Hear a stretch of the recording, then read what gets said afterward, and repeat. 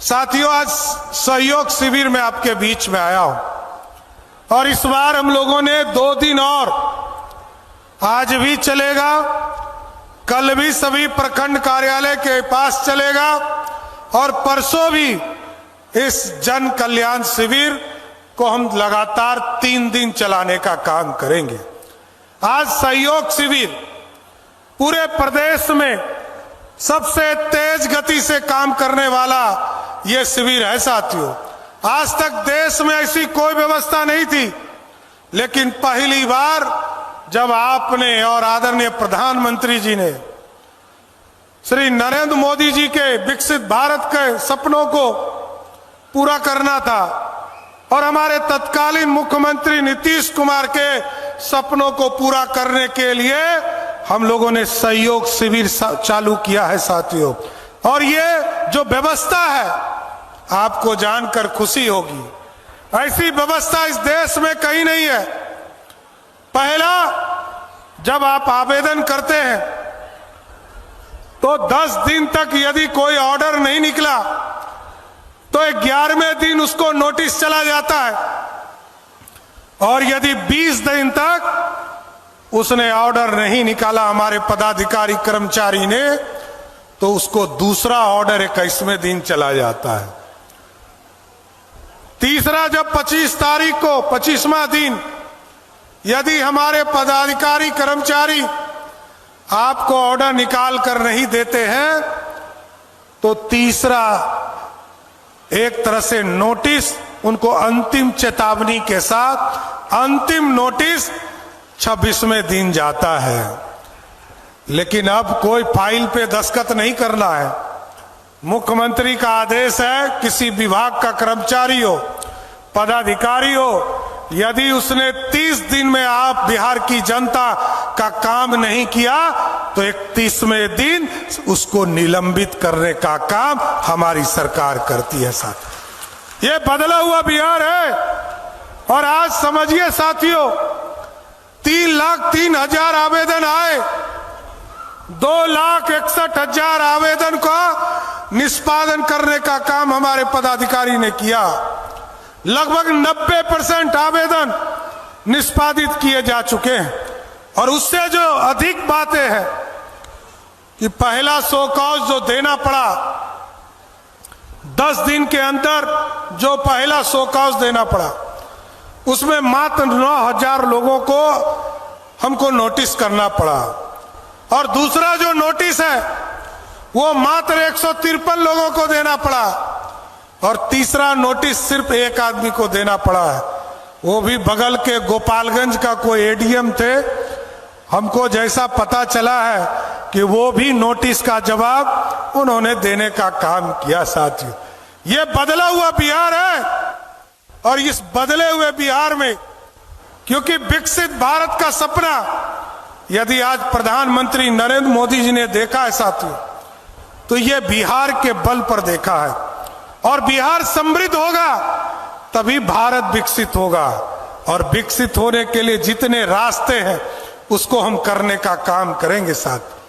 अभी मैं देखता आया हूं, बिहार में रोजगार की चिंता रही है लोगों को, पढ़ाई की चिंता रही है लोगों को, बिजली की चिंता रही है लोगों को, गांव तक सड़कें पहुंच जाए इसकी चिंता रही है। लेकिन नीतीश कुमार जी और मोदी जी ने पिछले 20 वर्षों में, नीतीश जी ने और 12 वर्षों में मोदी जी ने पूरे बिहार और देश को बदलने का प्रयास किया है साथ। आज मैं बताना चाहता हूं, लोग पूछते हैं कि बिहार किस में 1 नंबर है, तो मैं बताना चाहता हूं, मोदी जी आए 2014 में, मोदी जी ने कहा गांव गांव बिजली पहुंचाने का काम करेंगे। नीतीश कुमार जी ने बढ़कर कहा हम घर घर बिजली पहुंचाने का काम करेंगे। और अब हम लोगों की सरकार ने तय किया कि घर घर बिजली पहुंच गया। और बिजली खरीदने में हमारा बहुत पैसा जाता है। लगभग 23,000 करोड़ रुपया का सब्सिडी हम देते हैं। 125 यूनिट आपको जो बिजली हम मुफ्त में देते हैं, लगभग 13,000 करोड़ रुपया की राशि सरकार को देनी पड़ती है। अब हम लोगों ने एक व्यवस्था खड़ा किया है। परसों हमने अभियान शुरू किया है साथियों, पूरे बिहार में हमने तय किया है। अभी 2.5 लाख शुरू किया है, लेकिन ये तय किया है कि अगले 2 वर्षों में बिहार के जितने गरीब परिवार हैं, 25 लाख परिवार के घर पर सोलर युक्त बिजली देने का काम हमारी सरकार करेगा साथ। और ये हम सहयोग करेंगे, राज्य सरकार सहयोग करके उनको आगे बढ़ाएगी। जितने गरीब परिवार हैं, जितने बीपीएल धारी परिवार हैं, उनको मुफ्त में सोलर लगाने का काम बिहार की सरकार करेगी। और जिसके माध्यम से जब 125 यूनिट के ऊपर आपको बिजली उत्पादन उस सोलर यंत्र के माध्यम से होगा, तो आपको बिजली भी आपके जो उत्पादन होगा उसका पैसा आपके अकाउंट में देने का काम हमारी सरकार करेगी। अभी हम लोग चिंता करते थे हमारे बच्चे कैसे पढ़ेंगे, हमारे बच्चों को बाहर जाना पड़ता है, हमारे बच्चे बाहर जाकर पढ़ाई करते हैं, किसी को सिवान आना पड़ता है, किसी को बनारस जाना पड़ता है, किसी को गोरखपुर जाना पड़ता है, किसी को दिल्ली जाना पड़ता है। हमने तय किया है कि एक तो सभी प्रखंडों में, जिस प्रखंड में हमारा डिग्री कॉलेज नहीं है, इसी जुलाई के माह से हम डिग्री कॉलेज सभी प्रखंडों में शुरू करने जा रहे हैं साथ। और इसके साथ साथ ऐसा स्कूल बनाना है, ऐसा मॉडल स्कूल बनाना है जिसमें पदाधिकारी का बच्चा, नेता का बच्चा, जो विधायक सांसद हैं, इनके बच्चे यदि बाहर पढ़ने जाते हैं, ऐसी व्यवस्था खड़ा करना है कि ये जो मॉडल स्कूल बनेगा सभी प्रखंडों में, हम उसमें नीट की तैयारी से लेकर जेई की तैयारी से लेकर आईआईटी की तैयारी तक सभी काम को वहां करवाएंगे और ऐसी व्यवस्था खड़ा करेंगे। क्योंकि मेरा सपना तो उसी दिन पूरा होगा जिस दिन सिवान के जिलाधिकारी का बेटा उस स्कूल में पढ़ने लगेगा, उस दिन हमारा सपना साकार हो जाएगा। हमारे सांसद जी का, विधायक जी का बेटा पटना से नाम कटाकर सिवान के स्कूल में पढ़ना शुरू कर देगा, उस दिन हमारा सपना पूरा होगा। क्योंकि हम जो गरीबों को शिक्षा देना चाहते हैं वही अमीरों को शिक्षा देना चाहते हैं साथियों। ये पूरी व्यवस्था बदलनी है, क्योंकि आज नीतीश कुमार जी ने और मोदी जी ने गांव गांव सड़क पहुंचाने का काम किया, बिजली पहुंचाने का काम किया, स्कूल खोलने का काम किया, बच्चियों को स्कूल पहुंचाने का काम किया, बच्चियों को साइकिल देने का काम किया, पोशाक देने का काम किया। अब उसको और आगे बढ़ाने की जरूरत है। हम जब तक उसको स्किल्ड नहीं बनाएंगे, कौशल युक्त नहीं बनाएंगे, तब तक हमारी बहनें मुख्य धारा में नहीं खड़ा हो पाएगी। इसलिए साथियों, मैं स्पष्ट तौर पर कहना चाहता हूं, यहां मंगल जी बैठे, इन्होंने जब स्वास्थ्य विभाग में काम किया, 3 चीजों में हम सबसे इस देश में सबसे आगे, बिजली सबसे ज्यादा हम निर्बाध तौर पर बिहार में हम बिहार के आम लोगों को देते हैं। और जो ग्रामीण सड़क है, आप किसी भी राज्य में चले जाओ, उत्तर प्रदेश चले जाइए, नेपाल चले जाइए, बगल में झारखंड चले जाइए, बंगाल चले जाइए, सबसे अच्छा ग्रामीण सड़क कहीं है तो वो बिहार की धरती पर है, जिसको नीतीश जी और मोदी जी ने बनाया। और साथियों, आगे भी यहां मंगल जी बैठे, इसलिए मैंने चर्चा किया कि सबसे ज्यादा दवाई भी हॉस्पिटल में हम पहुंचा रहे, लेकिन हमारे डॉक्टर साहब को थोड़ा मेहनत करने की जरूरत है। हम दवाई पहुंचा रहे, हमने बिल्डिंग खड़ा कर दिया, लेकिन अभी भी लोग रेफर कर रहे हैं। हमने कहा है 15 अगस्त का डेडलाइन दिया है और सभी जिलाधिकारी इसको मॉनिटरिंग कर रहे हैं, मुख्य सचिव इसको मॉनिटरिंग कर रहे हैं। 15 अगस्त के बाद जिला से किसी भी व्यक्ति को रेफर नहीं करना है, यहीं इलाज कराने का काम करना है। अब कोई गंभीर बीमारी है तो अलग बात, नहीं तो कोई भी बीमारी में आप सीधा रेफर मत करो। अनुमंडल का अस्पताल हो, जिला का अस्पताल हो, इसको 15 अगस्त के पहले ठीक करना है साथ। फिर हम 31 दिसंबर तक जो एडिशनल पीएससी है या पीएससी है इसको हम ठीक करने का काम करेंगे। लेकिन साथियों, क्योंकि अब उद्योग लगाना है और उद्योग का जाल भी बिछाना है, और उद्योग जब तक नहीं लगेगा तब तक बिहार आगे नहीं बढ़ सकता है। साथ आज बिहार की समृद्धि बहुत आगे आया। मैं जब पहली बार बिहार विधानसभा का सदस्य हुआ, बिहार में मंत्री हुआ, तो आपको जानकर आश्चर्य होगा कि बिहार का बजट मात्र 6000 करोड़ का था, और जब बिहार बंटवारा हो रहा था तो लगभग 87% रेवेन्यू झारखंड चला गया, मात्र 13% रेवेन्यू बिहार में था।